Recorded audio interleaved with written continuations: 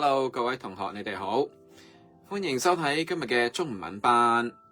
今日咧我哋係第4個單元啦。咁所以咧，各位同學，你哋喺4月喺 April 學咗啲乜嘢？咁希望各位同學咧要擺喺個腦裏邊，記住我哋學過嘅所有嘅中文字，明唔明白？今日同之前一樣，我希望你哋咧用你 pencil 手上嘅鉛筆，就圈住一啲咧喺今次我哋讀呢個 article 裏邊呢一篇文章裏邊你識嘅字全部圈出嚟，知唔知道？咁紅色嗰啲咧就係我哋今日要寫嘅詞語，一啲新嘅詞語。咁啲筆畫都幾多嘅。咁之前學過嗰啲咧，你就用你嘅 pencil 圈佢出嚟 ，circle 佢，得唔得 ？OK， 好啦，咁今日咧我哋講有關於 music 音樂大家跟我讀一次音樂 music。咁大家識唔識得玩彈鋼琴啊 ？Play piano， 又或者咧就係吹笛嗰啲 flute 嗰啲。咁如果識嘅話咧，你哋睇下下邊嗰啲嘅 musical instrument 咧，有冇一樣係你哋識嘅嘞噃？我哋睇下個 paper 先啦。好啦，我哋睇下下邊有啲乜嘢 musical instrument。好啦，呢個 picture。咁首先咧，我哋見到有幾樣嘢喎。佐治 Sir 都唔知道咧佢嘅英文，甚至乎唔知道佢中文叫乜嘢。呢個咧揈揈下 shake 下嘅叫做乜嘢啊？嗰啲沙沙聲嘅，係嘛？咁有時咧有啲人play music 嘅時候咧就咁仲有呢個咧係一個鼓嚟嘅我知道咧佢應該叫做非洲鼓即係 from Africa 嘅，用手去拍佢噶嘛。咁呢度又有個鼓喎，呢個鼓係咩啊？呢個鼓就要用嗰啲 drum stick 嗰啲 stick 咧a pair of drum stick 嚟到去打嘅，砰！仲有呢度啦，好大個嘅 violin 呢個唔係叫 violin 嘅，呢個係叫做大提琴啲人要企喺度咧先至可以拉得到。咁仲有呢個咧就應該係叫做 harp 係嘛嗰啲豎琴，唔知有冇同學識咧？咁隔離呢個 picture 咧就比較 normal 啦。我哋睇下有 piano 啦，呢個係 guitar， 呢個係乜嘢啊？呢個都好似 piano 咁樣可以拉下係嘛？我唔係好識呢個嘢係叫咩咯？手風琴叫做手風琴。隔離呢個咧好似喇叭咁嘅咧，就唔係一個 musical instrument 嚟嘅係一個咧播音樂嘅一個機器，我哋叫做留聲機好特別。咁唔知大家識唔識其中一樣嘅 musical instrument 啦？咁 musical instrument 嘅中文叫咩咧？大家睇住啦，就係樂器。所以 playing musical instrument 就係玩樂器。英文 playing 咧就包括玩，但係大家都知道啦，玩嗰個樂器咧就唔係真係好似玩玩具咁玩，而係要彈佢，要將佢咧彈一啲好靚嘅聲音出嚟，明唔明白？所以同玩玩具嗰個玩咧就有少少唔同意思啦。咁我哋睇下中間呢個字，今日要寫嘅呢個字，呢個字咧，如果喺音樂呢個詞語，佢就會讀做樂。大家睇住啦，呢個字今日我哋要學嘅都幾難嘅，一陣間我會教你點寫，認住佢好得意噶呢個字。不過咧，佢仲有另外一個讀音嘅，就係樂。咁幾時讀做樂？幾時讀做樂？音樂或者樂器，佢代表聲音嘅時候咧，就會讀做樂。大家咧要記住咯，音樂就係 music。咁仲有啦，樂，快樂快樂即係好 happy 咯，快樂知唔知道？所以有個詞語叫做快快樂樂，即係好開心嘅意思，好 happy 嘅意思，知唔知道？嗱，所以有兩個讀音嘅，係同一個字嚟噶，係 same character， 但係有兩個嘅讀音，有兩個嘅意思，明唔明白？好啦，咁啊仲有後邊嗰個氣字啦，好得意喎，佢係咪空氣嗰個氣啊？大家睇下，嗱，佢係咪空氣個氣啊？嗱，呢個字，佢讀做氣，不過唔係空氣個氣，佢有4個口字嘅，中間就有個大字，扁扁地咁樣啦，跟住加一點喺呢度，係嘛？咁大家記住呢個讀做氣，氣咧即係乜嘢咧？嗱，呢度嚟講呢個氣咧就係代表一啲工具，一啲工具，所以樂器就係可以彈出音樂嘅工具，就叫做樂器啦。明唔明白？所以同英文差唔多，你可以當呢個氣咧就係工具嘅意思，即係 instrument。咁啊樂咧就係音樂嘅意思啦，所以就係 musical。OK， 好啦，咁大家而家跟我逐句逐句讀出嚟。嗱，裏邊啲字咧識嘅話咧，你就用手上嘅鉛筆圈住佢。有啲同學可能有一啲我冇教過嘅字，你都記得嘅，咁你係圈住佢咯喎。好啦，第一句啦，讀出聲啦，大聲讀出嚟，要俾你嘅爹哋媽咪聽到噶吓。音樂真神奇，讓人們聽了後心情愉快。好啦，再讀多次俾你哋聽。嗱，睇住我嘴巴啦。音樂真神奇。好啦，跟住咧，讓人聽了後，好啦，跟住咧就係心情愉快，得唔得？嗱，睇清楚佐治 Sir 嘴巴係點樣喐嘅，咁你要跟住。如果個嘴巴唔喐咧，係讀唔到噶。好啦，咁首先我諗咧，好多人都識得個神啊，應該話識得個人字啦，識得個了字啦，情字啦，係咪啊？心字啦，或者個情字都可能會識嘅。嗱，咁啊嗱，佐治 Sir 咧就我哋睇睇個樂字啊。嗱，而家睇下個樂字。嗱，音樂呢兩個字啊吓。咁個音字咧係上面同下邊分開嘅，見唔見到啊？一陣間我哋都要寫一次噶。咁而呢個樂字啦，又或者讀做樂啦，又係上面下邊分開，上邊咧仲要左中右3嚿嘢，係嘛？咁所以有啲字咧嗰個結構啊就係咁樣個 structure。一陣間我哋寫一次啊吓，好特別嘅。好啦。咁啊，仲有咩叫做神奇啊？嗱，啱啱我哋知道音樂即係 music 啦，真咧就即係呢個真字吓，呢個真字，呢個真啊，真係啦，係咪真噶？真噶 ，really 神奇即係 amazing，OK？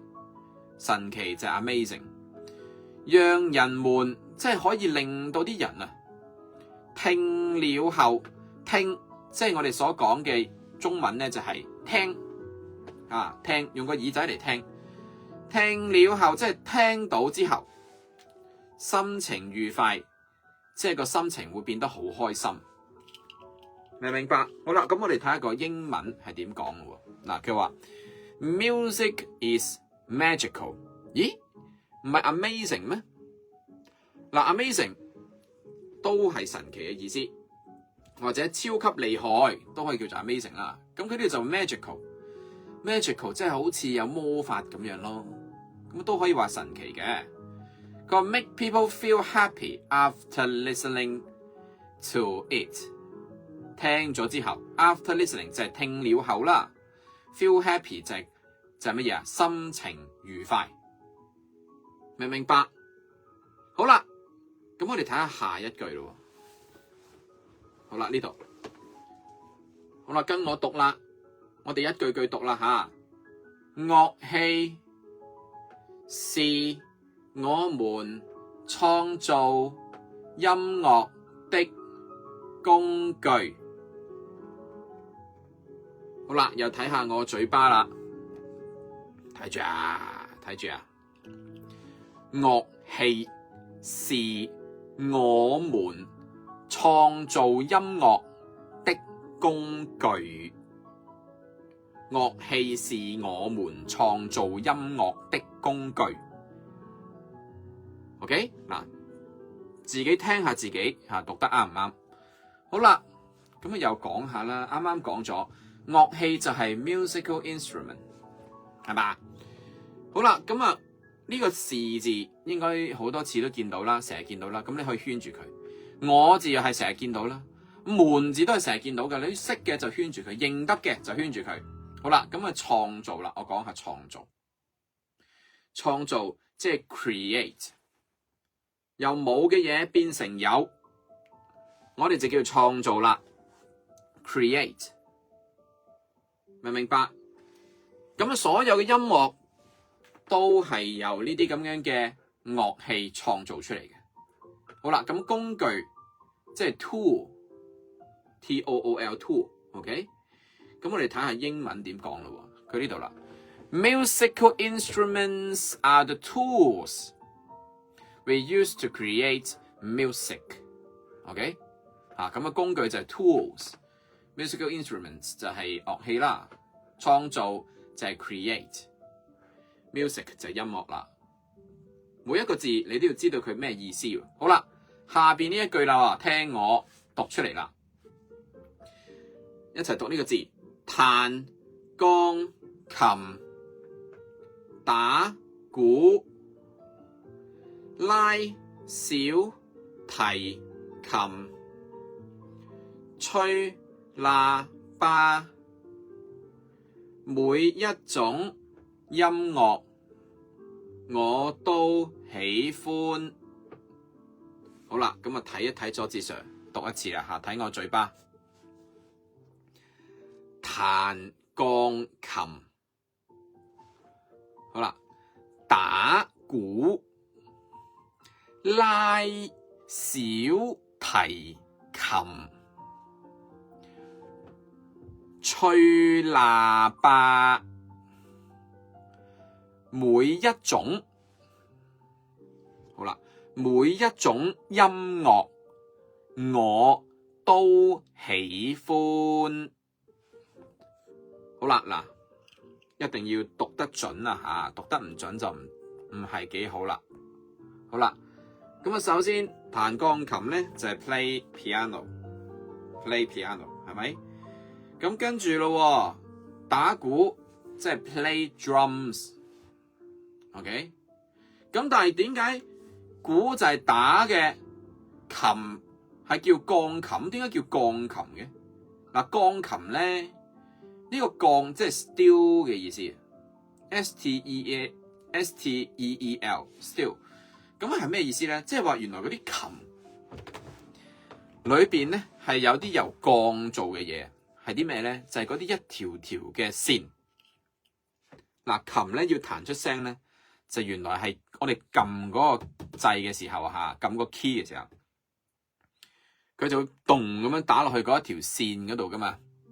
嗰條線就係用鋼做嘅，所以就係叫鋼琴啦。咁而且咧係彈落去嘅，唔係打落去嘅，所以鋼琴係彈嘅。大家講多次啦，彈鋼琴，彈鋼琴，彈鋼琴。好啦，咁啊鼓咧，無論係用 drumstick 嘣嘣嘣，定係用手卜卜卜，都係打落去嘅，所以叫做打鼓，打鼓。好啦，咁小提琴就唔同啦。嗱，小提琴真係 violin 咧就夾喺個頸嗰度，然之後攞支嘢去拉佢嘅，所以就叫做拉小提琴。小提琴叫做 violin 係嘛？拉小提琴。咁啊，仲有嗰啲喇叭，譬如話 trumpet 咧係嘛 ？trumpet 就係吹嘅，咁樣噶嘛，所以就係吹喇叭，知唔知道？唔同嘅玩法㗎。我哋再睇多次啦，彈鋼琴、打鼓，嘣嘣嘣嘣嘣，拉小提琴，仲有吹喇叭，啵啵啵啵啵啵 ，OK， 唔同噶吓。英文全部都係 play， 知唔知道？好啦，咁我哋睇下，佢話每一種即係 every one of them 啊 ，every kinds of them 啊，每一種都係，每一種嘅音樂佢都好喜歡。嗱，喜歡即係乜嘢啊？即係中意啦。之前我哋都有見過呢個詞語啦，係嘛？喜歡。好啦，咁睇下英文點講咯。佢話 playing the piano, drums, violin, trumpet. I like every kind of music. 就係咁嘅意思啦。好啦，咁啊睇下下一句咯。嗱，呢幾個字我哋要學㗎吓，知唔知道？啊，咁你應該識咧就係個小字啦。啊，咁你可以圈低佢，其他嗰啲都比較難嘅。啊，個一字啦，梗係識啦，係嘛？個一字都識啦。啊，有啲同學識個我字，又圈多次啦。個都字又識，咁啊圈埋出嚟啦。好啦，咁啊下一句，跟我讀呢度。所以學習彈奏樂器是一件有趣的事情。好啦，睇住我嘴點讀呢句咯。所以學習彈奏樂器是一件有趣的事情，得唔得？嗱，大家呢個嘴要跟住我咁讀 ，OK？ 咩意思啊？嗱，所以咧，即係 so 啊 ，so 嘅意思啊。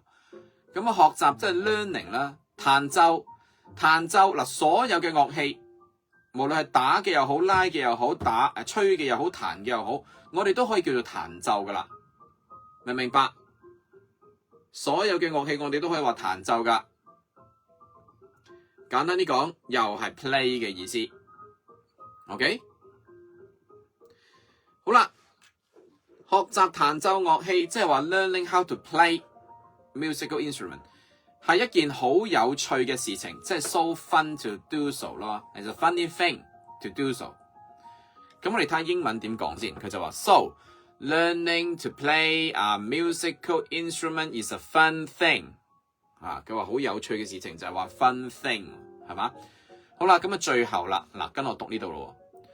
讓我們一起愛上音樂吧。好啦，睇住啦，又睇翻我嘴嘞噃。讓我們一起愛上音樂吧。讓我們一起愛上音樂吧。嗱，可能就咁睇一次佐治 Sir 呢個嘴巴咧，未必咁快睇得清楚。咁你可以睇 replay，OK？ 睇 replay， 知唔知道？啊，睇翻重播啦。好啦，咁樣讓我們一起愛上音樂係咩意思咧？睇住啦。讓我們即係 let us 啊，俾我哋咁做啦，就係 let us 一起咧，即係一齊啊 ，together 愛上即係 love，OK？love 音樂即係 music 啦。咁啊英文咧就係咁樣啦。Let us fall in love with music together。Fall in love 就係一齊，就係愛上啦。OK？Together 就係一齊。明唔明白？好啦，就係一起嘅意思啦。好啦，咁呢啲咧就係我哋要寫嘅詞語啦。咁啊嗱，如果你識個上字，又識個有字啊，識個的字啊，咁啊唔好忘記，唔好唔記得啊吓，圈住佢，知唔知道？咁你就知道自己喺呢一個嘅 article 裏邊咧識幾多字啊？係嘛？吓，我諗你哋起碼之前有學過嘅字咧，喺呢一度咧都有應該10幾個、20個字， 10幾20個字你識㗎，咁好叻㗎啦已經，得唔得？好啦，咁我哋睇下 next page， 寫下呢幾個字先。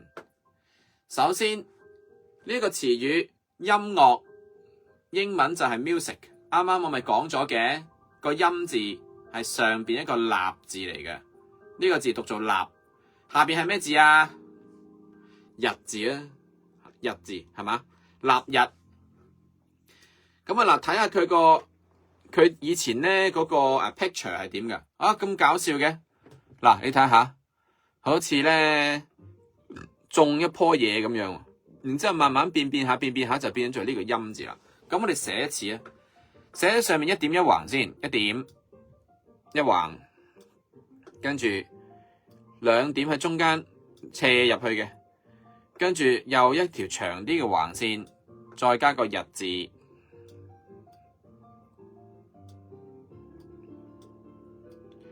得唔得？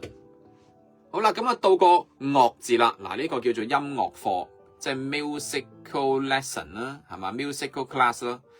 好啦，咁呢個樂字咧就特別啲啦，原來佢係咧好似種緊一啲嘢咁，你睇下見唔見到啊？嗱，佢本身個 picture，a thousand years ago 個 picture 係咁，跟住變咗又咁樣，好似有朵花喺中間咁，開咗朵花咁啊。咁啊，跟住就變咗咁樣啦，最後就變咗而家呢一個。咁我哋寫一寫啦。嗱，首先我哋寫咗呢個翹絲邊先嘅，好似斜斜地嘅箭嘴 L 有2個，跟住加一點，跟住寫個白色嘅白字。嗱，中間呢個係白色嘅白字嚟嘅。OK， 嗱呢度就教我哋寫中間先。咁我哋寫中間先啦，寫咗白字先啦。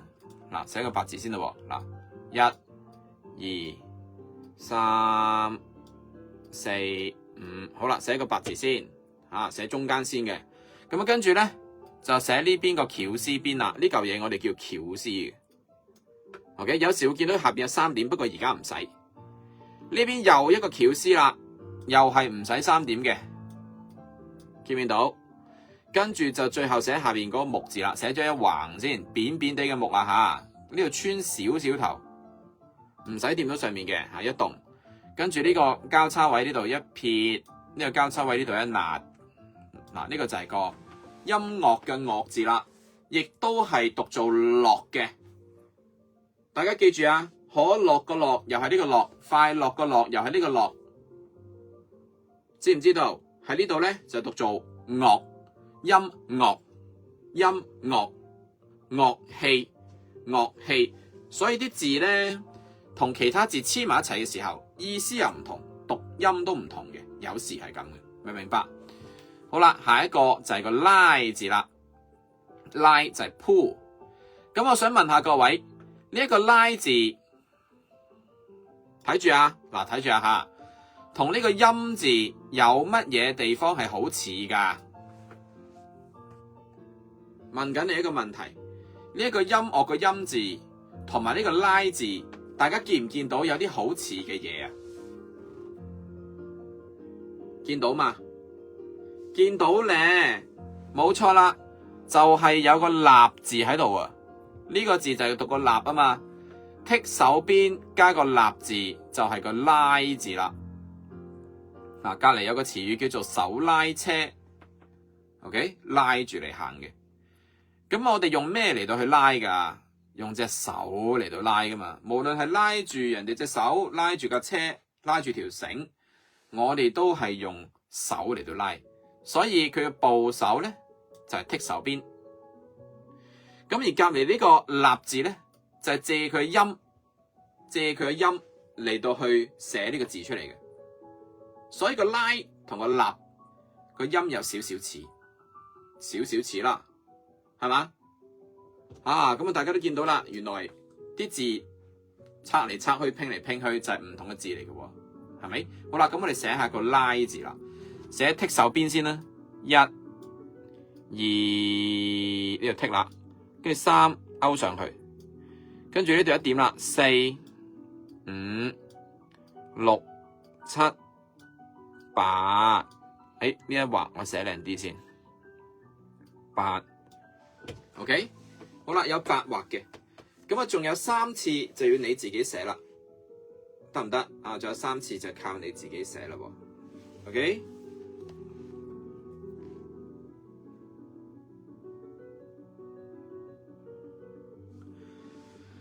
好啦，今日到第3頁啦 ，page 3。好啦，咁我哋睇下呢度，呢個係咩字啊？大家見到係口字，即係同口有關嘅咯。吹啊，吹，英文就係 blow， 係嘛？吹啲咩啊？隔離呢個係吹蠟燭啦，吹嗰啲 birthday cake 上面嗰啲蠟燭啊，見唔見到啊？吹蠟燭 ，OK， 好啦，咁呢個字咧就係個吹字加個欠字，嗱呢嚿嘢咧係讀做欠嘅，欠，吹字加個欠字，咁佢以前嗰個圖畫就係咁嘅，原來個欠字係個人變成嘅，慢慢就變成呢個嘢啦。咁我哋寫一次咧，嗱佢用個口噶嘛，所以口字邊，好啦。跟住咧加個欠字，一撇橫勾，然之後加個人。OK， 呢個就係吹啦，吹啊，吹蠟燭啦，仲有啲風喺度吹啦，係嘛？大風吹。好啦，咁到下邊啦，嗱睇下呢個字啦噃，呢個咩字啊？又係有剔手邊，即係同手有關噶啦。打。嗱，如果就咁一個字嘅話咧，佢就係打 hit， 打人啦，打親我啦，唔好打啦，佢打係嘛 ？Don't hit。咁但係如果係打開係 open 嘅意思，打開個雪櫃就 open， 唔係 hit 喎。啊，打開係一個詞語嚟嘅，就係 open。仲有打掃即係清潔地方。OK 啊，清潔下啲地方就係打掃。知唔知道？清潔下啲地方就叫打掃噶咯，同 hit 係冇關係嘅。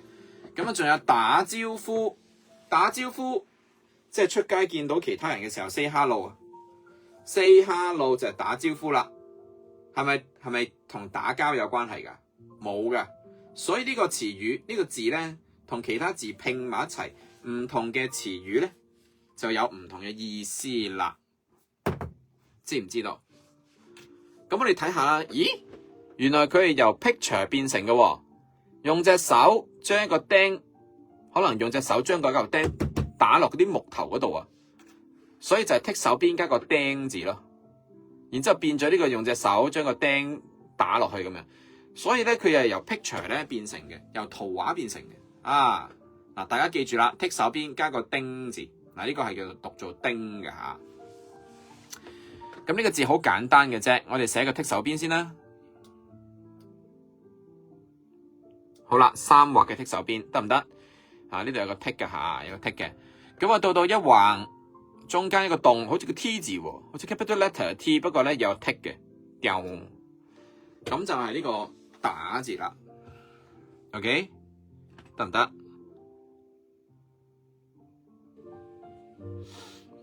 好啦，咁啊仲有 1 2 3 3次就你哋自己寫啦。好啦 ，finally page 4咧呢個字咧就比較難啲啦。呢個係咩字啊？呢個字咧讀做琴啊，琴就係 piano， 琴就係 piano。咁呢個琴字咧，大家睇住啦，上邊有2個黃黃啊，係嘛？左邊一個黃，右邊一個黃，嗱呢個係黃字嚟噶嘛 ？1 2 3 4，嗱呢個係黃字啦，啱唔啱啊？2個黃，下邊係今天嘅今字，今天嘅今字，即係一個大嘅人字，一點喺中間，然之後加多個好似 7咁樣嘅嘢，就係個今天嘅今字啦。所以佢有啲似個今字嘅讀音嘅，大家記住啦，琴同今天嘅今係有啲相似嘅，黃黃金就係個琴字啦。但係除咗讀音似之外咧，原來佢以前嗰個樣咧，同呢個字都好似嘅喎。嗱，我哋睇下隔離呢幅圖先啦，有個詞語叫做彈琴，又或者我哋可以講彈鋼琴都得，都係 play piano。OK， 好啦，咁我睇下個 picture 啦。以前啲琴咧喺 China Asian time of China 啲琴係咁樣嘅，大家有冇見過啊？一條條線喺上面，然之後一大嚿木板喺下邊，咁啊咁樣嘅，彈嗰啲琴係咁嘅，有冇見過啊？咁所以咧就變咗做呢一個咁樣啦。嗱，由個 picture 變成呢一個 picture， 再由呢個 picture 變成呢個 picture， 再由呢個 picture 變成呢個 picture。啊，呢個同前面嘅差唔多啫嘛，係咯。咁最後就變成而家呢個字啦。OK， 知唔知道啊？咁所以佢又係由 picture 變成，而且黃金就係琴啦。大家記住，黃金，我哋寫一次啦。1、2、3，少少剔啦。4、5、6、7，呢個係一橫嘅細橫。OK， 好啦，咁啊8啦，跟住9、10，一點啦，11、12，好啦，咁啊呢個就係12畫嘅琴字啦。噔噔，知唔知道？咁啊仲有3次就要你哋自己寫啦。好啦，咁下邊仲有2樣嘢我哋要做嘅，就係 fill in the correct answer。咁其實呢2題都係要我哋寫個琴字嘅，不過咧，大家跟我讀一次，同埋睇下我嘴巴點讀啦。第一句，老師教我彈鋼琴，咁而家寫落去啦。嗱，慢慢寫，唔使心急，慢慢寫。我哋一定係由慢慢寫咧嚟到去學一樣嘢噶，慢咧先至可以寫得好噶。嗱，好似個人咁啊，2個眼睛，跟住又笑哈哈咁，有個鼻哥咁，係嘛？呢個就係個琴字啦，彈鋼琴。好啦，跟我讀一次咧，睇下我嘴巴。嗱，睇住我嘴巴啦。老師教我彈鋼琴。知唔知道啊？咁你哋有冇老師教你彈鋼琴咧？第2題，好啦，第2啦喎。OK， 好啦 ，1、2， 係啦，好啦，呢個係咩嚟㗎？表姐在台上表演，嗱呢度有個表字，呢個個表啊嚇，嗱呢個都係表，不過呢個係叫做表演。拉小提琴，又係寫個琴字啦，慢慢寫。嗱，都係琴啊嚇，小提琴。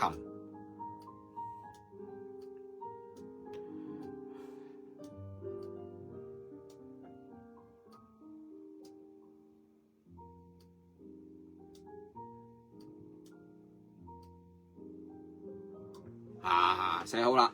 小提琴即係 violin，OK， 即係 violin。咁其實小提琴咧呢3個字可以拆開嚟解釋嘅，聽住一下。大家見到呢個小提琴咧，佢上面都有一條條線噶嘛，係嘛？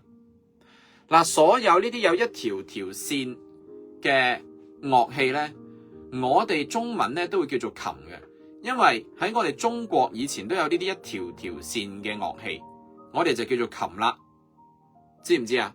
但係 violin 又或者係 piano 都係以前咧好耐之前喺 Europe 啲人開始發明噶嘛，係咪？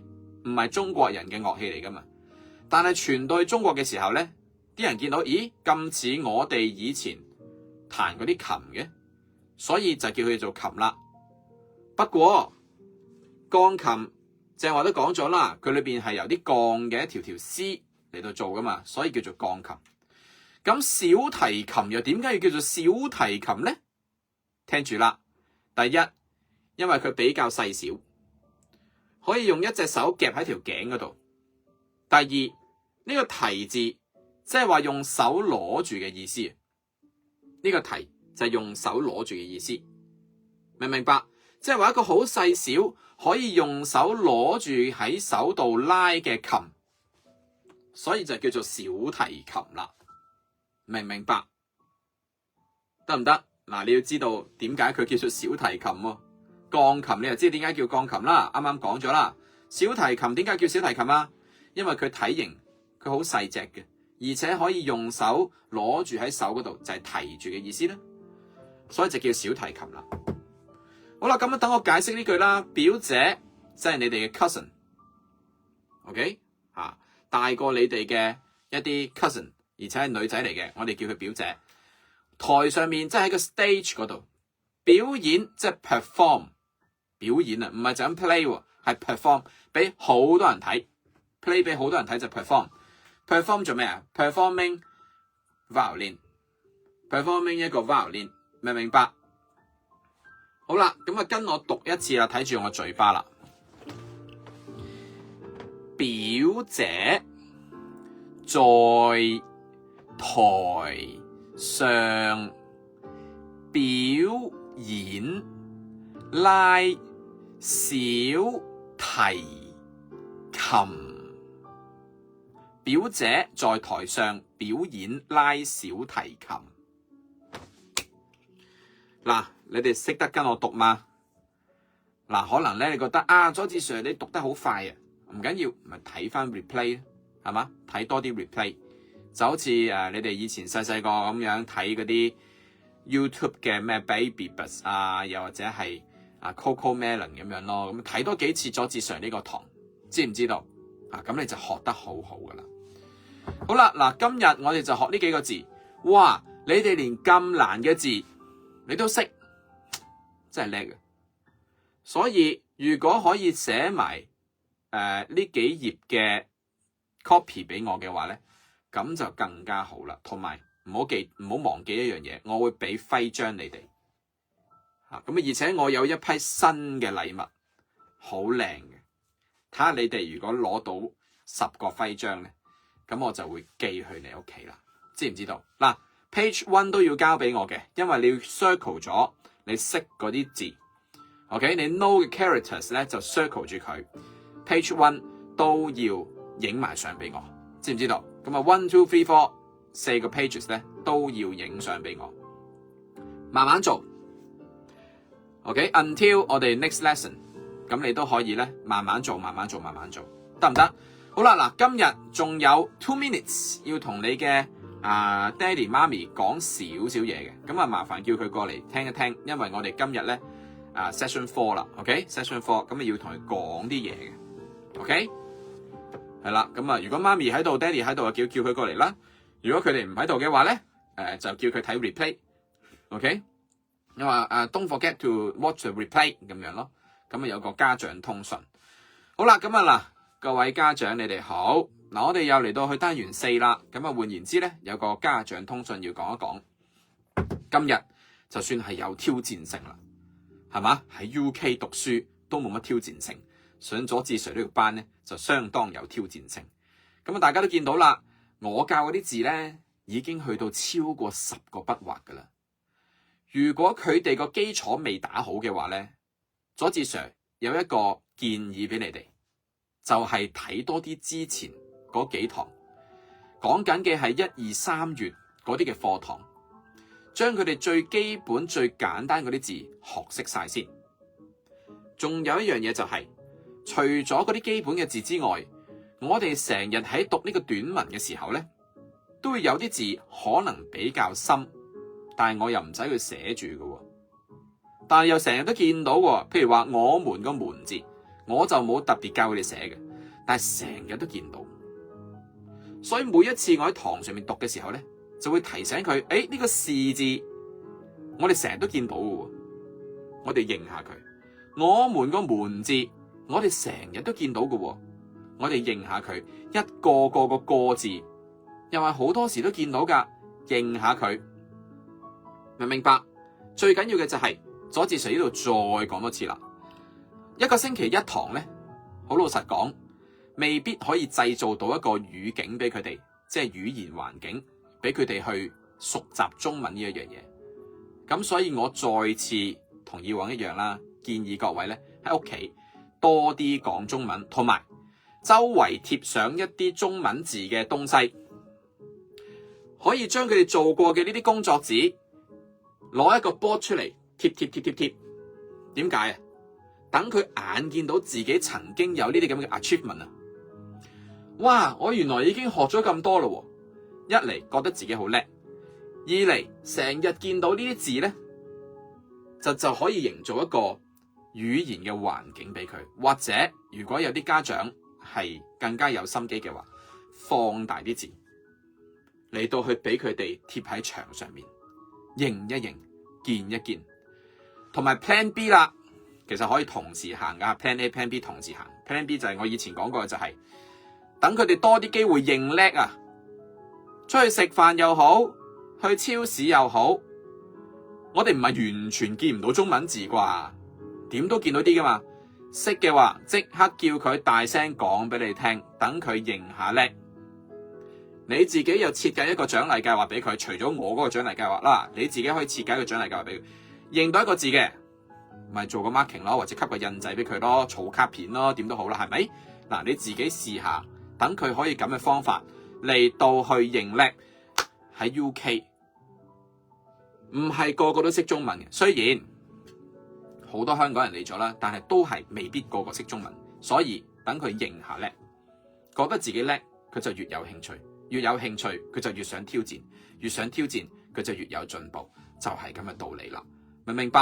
嗱，呢個係我嘅建議啊吓。咁啊，如果有跟住嘅話咧，咁我相信咧佢會一路循序漸進。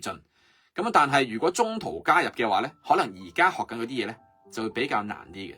咁你記住啦，俾佢睇多啲之前嗰啲基本嘅字嘅影片，又或者咧做翻一啲嘅即係所謂嘅附加嘅練習。